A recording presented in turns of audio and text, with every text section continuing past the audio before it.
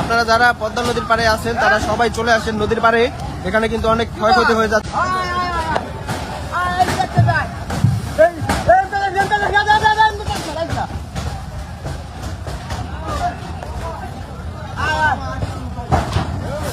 আপনারা দেখছেন এই বাজারে, মাঝের ঘাট বাজারের সাথেই কিন্তু পদ্মা নদী ভাঙছে, খুব ভয়াবহ ভাবে ভাঙছে।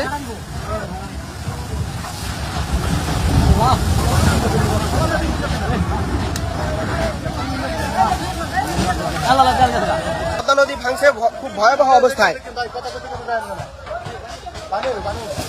আল্লাহ,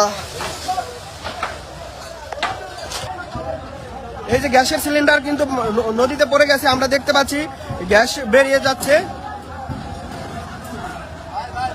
নদী ভাঙছে।